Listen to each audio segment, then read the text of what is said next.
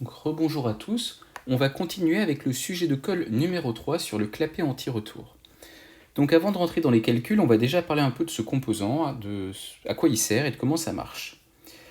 Alors, un clapet anti-retour, c'est un composant d'un circuit hydraulique.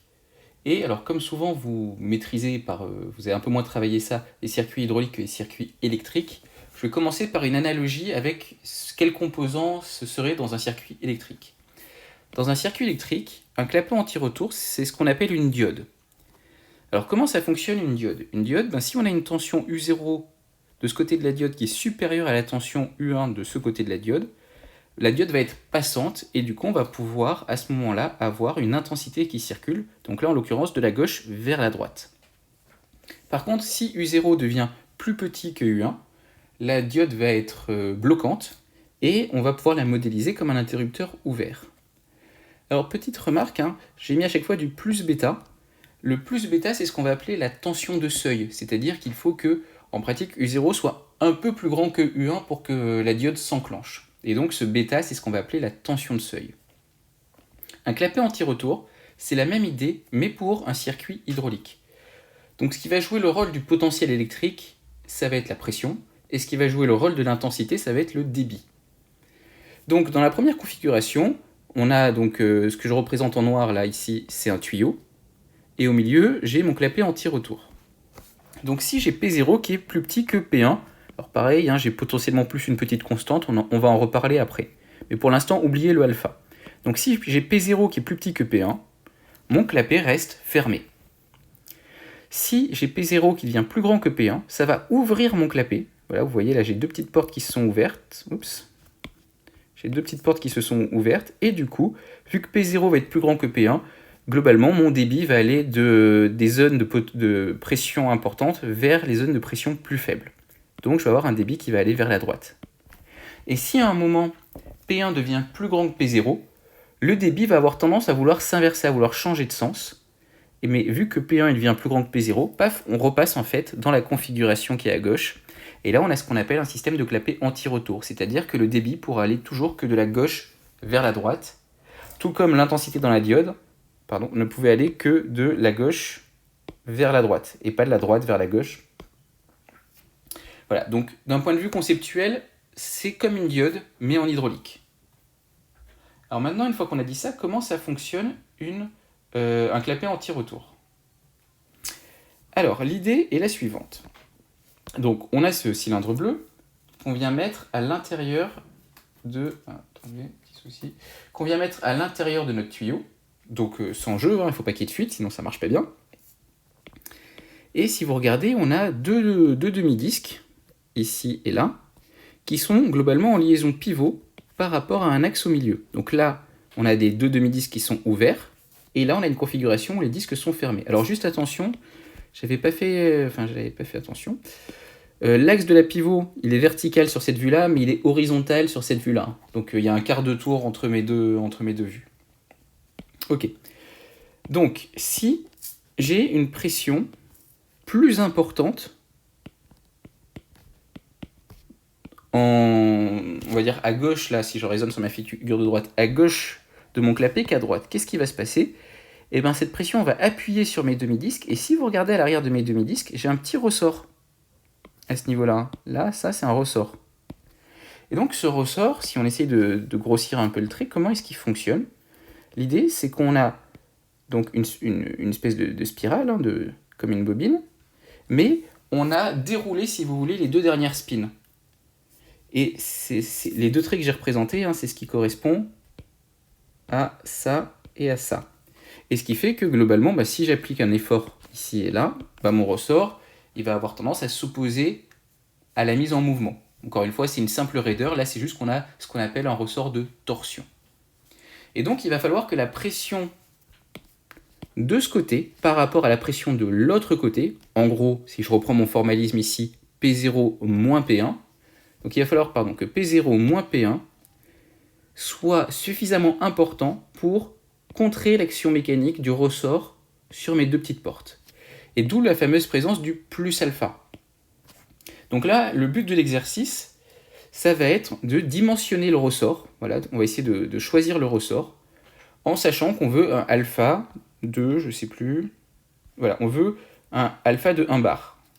C'est-à-dire que quand la pression du côté P0 est supérieure de 1 bar à la pression du côté P1, si je reprends le dessin qui est au-dessus, hein, à ce moment-là, on veut que nos portes s'ouvrent.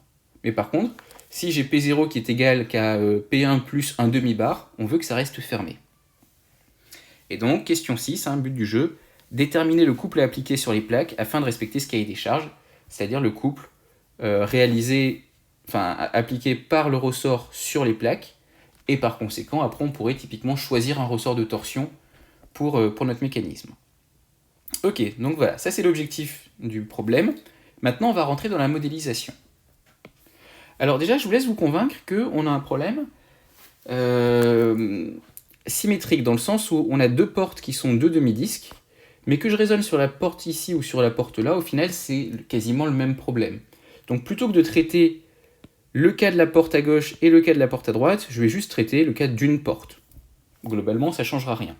C'est pour ça que d'un point de vue modélisation, là, j'ai juste modélisé ma porte par un demi-disque. Alors, on a posé un paramétrage polaire, tout ce qui est de plus classique, hein, c'est-à-dire on prend un point M qui va être notre point courant, j'ai du ER, du Eθ, un petit rayon R, un angle θ, et je vais supposer que le rayon de mon disque, c'est grand R. Voilà, j'ai des vecteurs X, Y et Z qui sortent de la feuille. Et on va supposer, hein, juste pour fixer les idées, que là, la vue que j'ai, c'est la vue comme si je regardais dans cette direction. Donc là, je suis à l'arrière de mon mécanisme. Hein. Donc ça veut dire quoi? Ça veut dire que la force de pression qui m'intéresse, que j'ai représentée en rouge, eh bien, elle vient vers moi. Donc les petites forces de pression, hein, je peux les représenter en tout point de mon disque, voilà, par un petit champ qui va venir vers moi. Cette pression P, hein, si je reprends l'exemple précédent, en pratique, P, ça serait égal à mon P0 moins P1, si je reprends précisément la notation que j'ai utilisée là au début dans mon analogie. Mais bon, dans la suite, on nous parle juste de P, donc on ne va pas parler de P0 et P1. Alors, déterminer la résultante RP de l'action mécanique de la pression sur le demi-disque en fonction de R et de P. Très bien. Donc là, on veut trouver la résultante du torseur d'action mécanique globale, vu qu'il n'y a pas de petit d hein, à ce niveau-là, exercé donc par le fluide sur mon demi-disque. C'est parti, on va faire ça.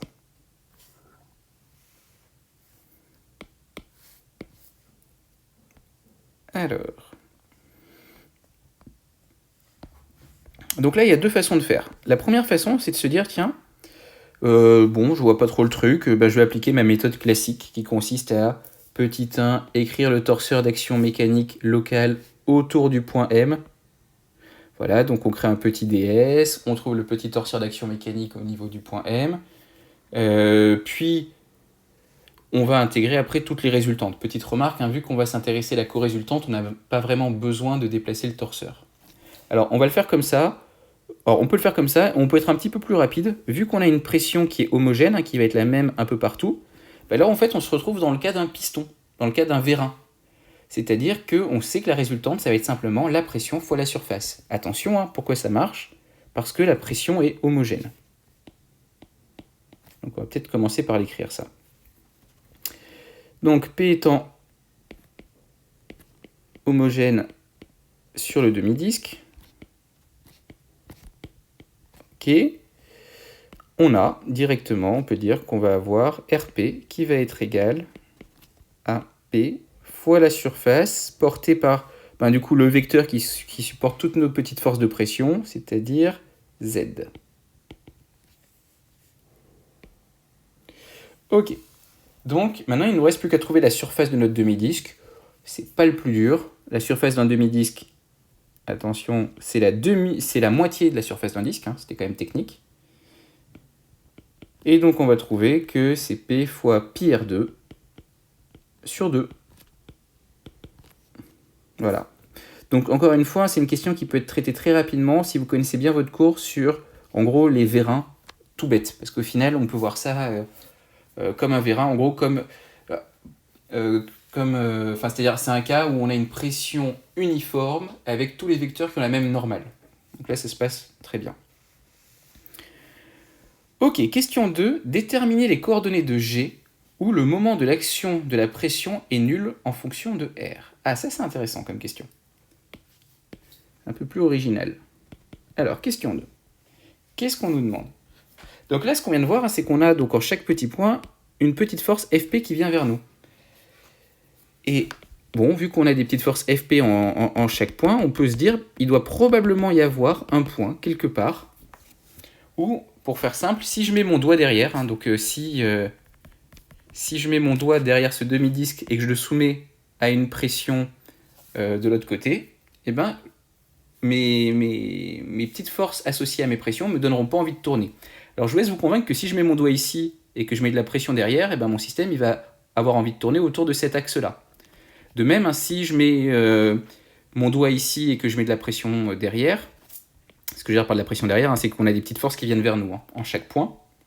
Je vous laisse vous convaincre que à ce moment-là, le demi-disque il voudra tourner notamment autour de cet axe-là, etc., etc. Donc la question qu'on peut se poser, c'est quel est le point qui ne va pas nous donner envie de tourner? Est-ce que ça vous rappelle quelque chose, là, ce genre de raisonnement? C'est quelque chose qu'on a déjà fait.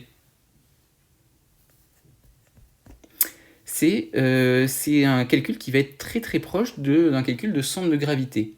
Alors pourquoi? On va juste se rappeler un petit peu de ce qui se passait pour un centre de gravité. J'ai un système, et ce qu'on avait vu, c'est qu'en chaque point du volume, on avait une petite force qui était identique. Ok. Qui était donc dirigée par le vecteur G. Et dans ces conditions, on avait mis en évidence qu'il y avait un point particulier qui était un point où le moment de ces actions mécaniques était nul, c'était le centre de gravité. Très bien. Bah là, quand on y pense, c'est un peu pareil, puisque c'est pas une action mécanique volumique, mais en chaque point de ma surface, j'ai une petite force. Voilà. Tout comme pour la gravité, toutes ces petites forces vont avoir la même direction, le même sens et la même norme. Donc dans le cas de la gravité, hein, je vous rappelle qu'on avait quelque chose du type ρg ds, on va dire vecteur moins ρg ds dv, pardon, porté par z. Bah là, on va avoir des petites forces qui vaudront du coup quelque chose du genre pds porté par z. Mais je pense que vous voyez l'analogie. On va avoir en chaque point une petite force élémentaire qui ne va pas dépendre de la position. Et donc, on va pouvoir raisonner, on va pouvoir, comme si c'était un enfin, on va chercher en fait le barycentre, tout comme si on s'était intéressé au centre de gravité de notre mécanisme, en supposant, on va dire, que le vecteur G venait vers nous. Voilà. Ça aurait été en fait le même calcul. La différence, c'est que dans un cas, l'expression de la petite force, c'est ρgdv, et dans l'autre cas, c'est PDS. Ok, super, mais ça ne change rien. Globalement, c'est une petite force qui est uniforme. Donc la question 2, pour répondre à la question 2, il va suffire, pour faire simple, de trouver il va suffire de trouver le centre d'inertie de notre mécanisme. Et du coup, on va utiliser toutes les astuces qu'on a vues pour trouver le centre de gravité d'un mécanisme. Première étape, c'est les symétries. Donc c'est le point G, en plus on va l'appeler le point G, c'est quand même pas un hasard à mon avis. Alors c'est le point G. Alors première étape, par symétrie, d'après vous, le point G, il est où? Oula, ça a planté.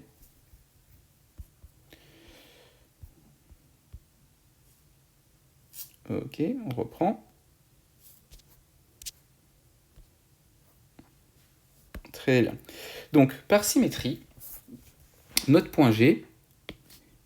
Alors, je vous rappelle, hein, quand on va parler de symétrie en statique, il faut une symétrie de géométrie et une symétrie de chargement. Déjà, est-ce que ma structure admet un axe ou un plan de symétrie? Ben oui, complètement. Elle admet le plan O... Je me suis planté un peu. Le plan OYZ, c'est un plan de symétrie de ma structure. Maintenant, est-ce que c'est aussi une symétrie de chargement? Ben oui, tout à fait aussi, puisqu'à chaque fois que j'aurai une petite force associée à de la pression à gauche, j'aurai sa copine de l'autre côté de mon plan de symétrie. Donc là, on a un plan de symétrie, de géométrie et de chargement. Donc qu'est-ce qu'on peut en déduire? Et on va pouvoir en déduire que notre point G, il est quelque part, je ne sais pas où, mais il va être quelque part sur cet axe. Et donc, OG, on va pouvoir l'écrire comme étant... est-ce que j'ai des notations ou pas? Non, ok. Alors je vais l'appeler petit y, une distance petit y portée par y. Ok, ça c'est le premier point. Ensuite, petite remarque aussi, hein, intuitivement, a priori, y va être compris entre 0 et grand R. Encore une fois, je vous laisse vous convaincre que si vous mettez votre doigt au niveau du point O, ben globalement, votre mécanisme il a envie de tourner autour de l'axe OX. Et si vous mettez votre doigt au niveau du point R, enfin ce point-là, votre mécanisme il aura envie de tourner autour de cet axe-là. Et pas dans le même sens. Donc a priori, le point G il est entre les deux. Très bien. Ok, donc maintenant, on va faire notre calcul de barycentre. Alors, si je reprends le cours sur les barycentres, ça va être un tout petit peu différent. Bon, c'est très léger, la différence. Je sais plus où c'était. Ah oui, en plus, c'était au tout début, c'était séquence un peu... C'était... Oups là, je suis allé un peu vite. C'était par là. Très bien. Alors, pourquoi ça va être différent? Parce que là, en fait, la masse et la masse volumique, on s'en fiche. La question, c'est pas une action qui va être liée à la masse volumique. Là, c'est juste un barycentre purement géométrique. Donc, à la place du 1 sur m intégrale sur le volume de AM rho dV, je vais dire que OG,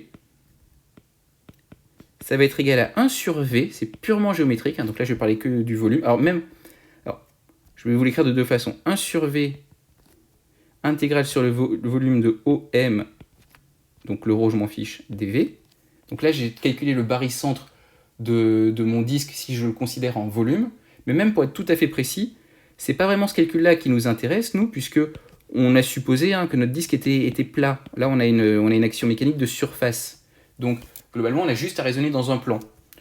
Donc, tout comme ce qu'on a vu à la fin du dernier TD, qu'on pouvait passer d'un problème surfacique à un problème linéique en faisant en gros une intégration qui était cachée déjà, ben là, je peux faire la même chose et dire que l'intégration suivant l'épaisseur de mon demi-disque, je m'en fiche un peu. Et du coup, je vais dire que c'est du 1 sur S intégrale sur la surface de OM ds.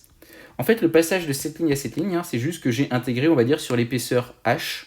Voilà, donc là, j'ai déjà fait l'intégrale suivant dz de mon problème. Encore une fois, vu que j'ai pas... je retourne dans mon sujet de colle. De toute façon, c'est le dernier, je crois. Oui. Vu que je ne connais pas l'épaisseur de mon petit disque, en pratique, mon résultat va être indépendant de l'épaisseur. Ok, donc ceci étant, maintenant on va appliquer. Alors c'est parti.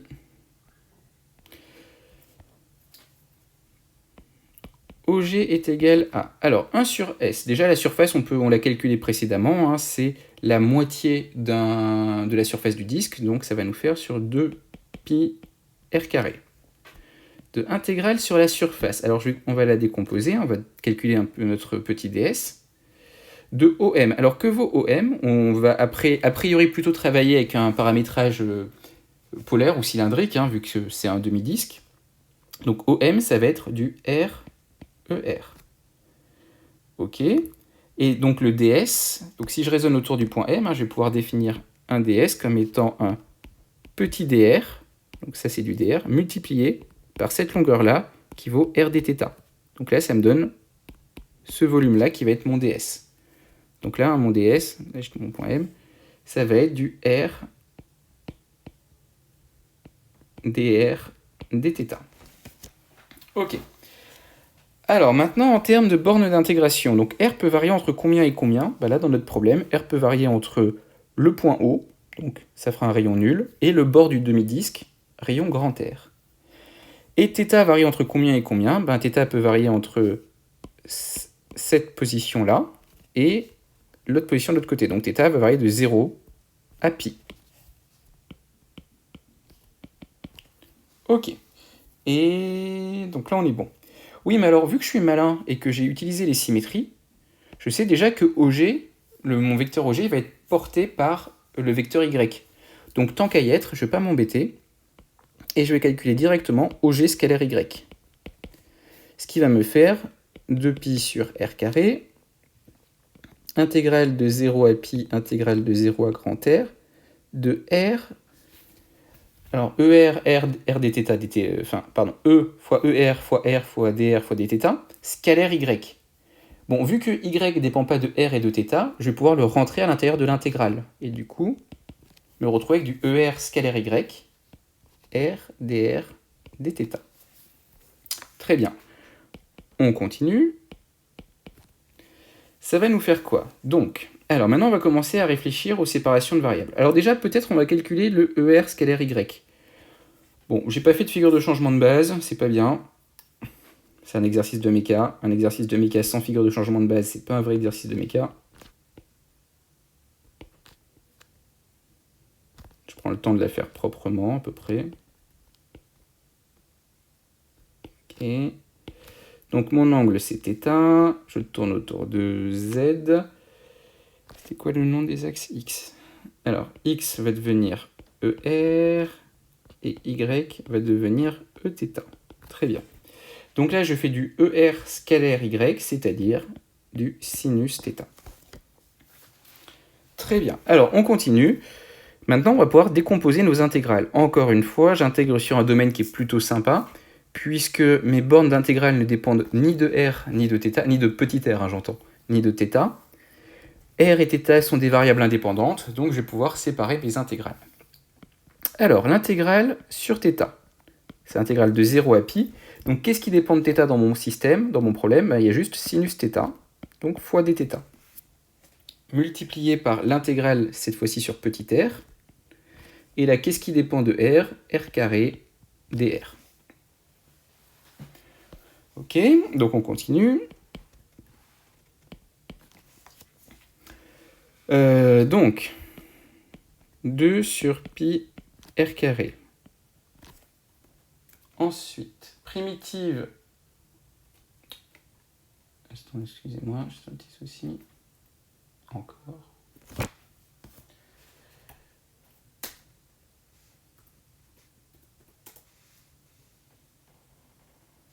Ok. Alors, primitive de sinus. Alors, c'est moins cosinus. Ok. Encore une fois, moi, à chaque fois, j'ai besoin de mes petits moyens mémotechniques, sinon je me plante. Entre 0 et pi. Et primitive de r carré, c'est r au cube sur 3 entre 0 et grand R. Ok, super. Donc du coup, on continue. Alors, ça va nous faire 2pi sur r carré. Donc, moins cosinus pi. Cosinus pi, ça fait moins 1, donc ça fait 1. Moins cosinus... Alors, moins cosinus 0. Cosinus 0, ça fait 1, donc moins 1. Donc au final, ça nous fera 2. Ok, et de l'autre côté, on va avoir du r cube au 3 moins 0. Ok. Donc, tout ça pour dire qu'on va se retrouver avec du 4 r au cube sur 3 pi r carré. Donc ça se simplifie un peu. Et on va trouver au final que y est égal à 4 sur 3 pi fois r. Encore une fois, c'est un résultat qu'on a déjà démontré, enfin qu'on est déjà tombé sur ce genre de calcul. Ça ressemble à pas mal de choses qu'on a fait sur les calculs de centre de gravité. Et c'est là que vous voyez qu'on va faire toujours un peu les mêmes calculs. Hein. Donc c'est pas non plus insurmontable. On vérifie 2-3 bricoles. Juste, est-ce que c'est cohérent avec ce qu'on pensait? C'est-à-dire y compris entre 0 et grand R. Bon, déjà, y est positif, pas de souci. Et je vous rappelle, hein, si on dit que pi c'est à peu près 3, donc 3 pi ça fait à peu près 9. Donc y c'est 4 neuvièmes de R, donc c'est bien plus petit que R. Donc a priori, c'est cohérent. On a G qui est au bon endroit. Alors petite remarque, à mon point G, je ne l'ai pas fait au bon endroit, puisque 4 neuvièmes, c'est un peu en dessous de la moitié de grand R. Donc ça veut dire que mon point G, il devrait être plutôt par là. Ok, donc ça c'était la question 2. Question 3, en déduire le torseur d'action mécanique du fluide sur C de l'action de la pression sur le clapet en G. Donc là on s'intéresse toujours à l'action sur un clapet. Pas de problème, donc là on nous demande de déterminer le torseur d'action mécanique au point G. Ça c'est super facile.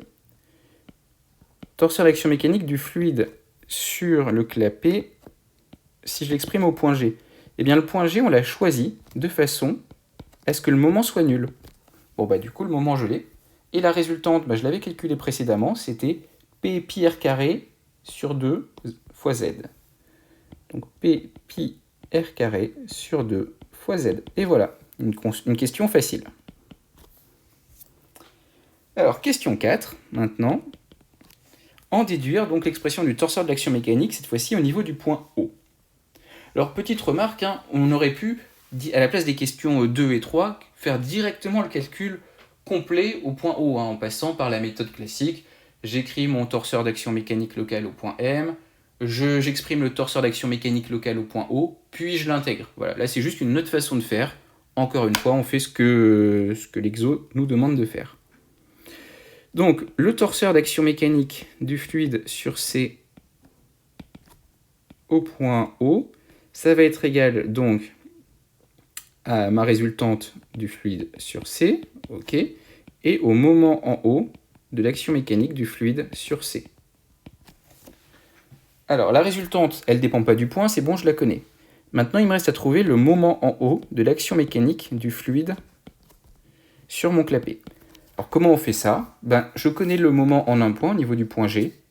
Donc, du coup, je suis assez tenté de faire une formule de Varignon. Dire que c'est le moment en G de l'action mécanique du fluide sur C plus OG vectoriel la résultante du fluide sur C. Alors, c'est-à-dire vecteur nul, OG ça vaut... Alors, je vais garder la notation Y, hein, pour l'instant, on remplacera à la fin, ça sera moins pénible. Ouais, ce sera moins pénible. Donc, plus Y porté par Y, vectoriel... Bon, je vais tout garder en notation. RP porté par Z. Ok. On remplacera tout à la fin. RP, hein, c'était la notation du sujet question 1. Hein. Donc, reprenons. Ça nous fait YRP, Y vectoriel Z, ça va me faire un moment porté par X. Très bien. Donc, je remplace maintenant. Alors, Y, ça vaut quoi? 4R sur 3pi. 4R sur 3pi. Et puis RP, ça vaut P fois pi R carré sur 2. P fois pi R carré sur 2. Le tout porté par X. Alors, on doit pouvoir simplifier quelques bricoles là-dedans.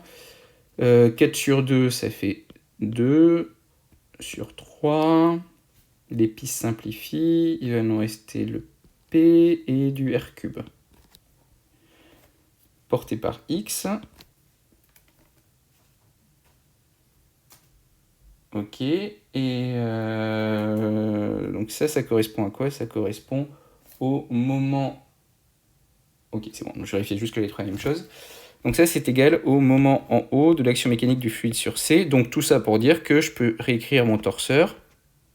Le torseur du fluide sur C. Ça va être égal à, donc, P fois pi R carré sur 2 porté par Z. Et en moment, on va avoir du 2 tiers de P R cube porté par X. Et donc ça, c'est au niveau du point O. Ok, super. Donc là, on en est à la question 4, on vient de la finir. Alors, un ressort de torsion génère un couple résistance C autour de l'axe OX0. Alors, juste une petite remarque, si on reprend notre mécanisme, là, on vient de mettre en évidence que nos petites forces de pression, ça allait donner envie à notre pièce de tourner autour de l'axe OX.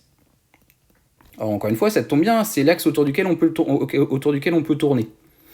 Et c'est là, du coup, que derrière, on met notre petit ressort, et le ressort a pour but de contrer ce moment quand la pression P n'est pas assez importante. Donc, reprenons. Donc, un ressort de torsion génère un couple résistant C autour de l'axe OX. Donnez l'expression du couple C maximum pour que l'ouverture du clapet soit possible en fonction de la pression de fluide P et de R. Pas de souci. Alors, pour faire ça proprement,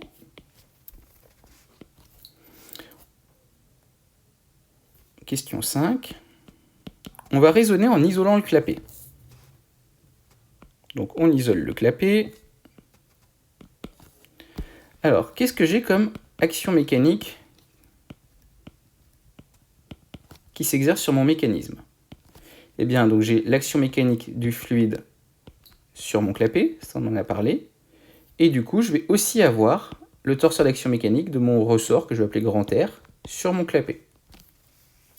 Et c'est tout. Encore une fois, on va négliger la pesanteur, là, ça ne sera pas hyper gênant. Donc, en d'autres termes, si on est à l'équilibre, ça veut dire quoi? Ça veut dire qu'à l'équilibre, on doit avoir une égalité. Alors, c'est tout.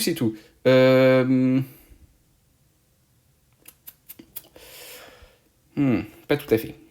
Alors, pas tout à fait, puisque quand mon clapet est fermé, ce qui est la configuration qui m'intéresse, j'ai aussi, on en a parlé, l'action mécanique au niveau du bord ici, qui va appuyer là-dessus. Mais le truc, c'est que là, on va s'intéresser à la limite de l'équilibre, donc juste avant que ça bouge. Donc, c'est-à-dire que, je vous laisse vous convaincre qu'en mettant de la pression, l'effort qui va s'exercer à ce niveau-là, il va se réduire, et qu'au moment où mon clapet va s'ouvrir, cette action mécanique va être nulle. Donc globalement, quand on est, je veux dire, pour être un peu plus précis, on va dire à la rupture de l'équilibre, on va se placer à la rupture de l'équilibre.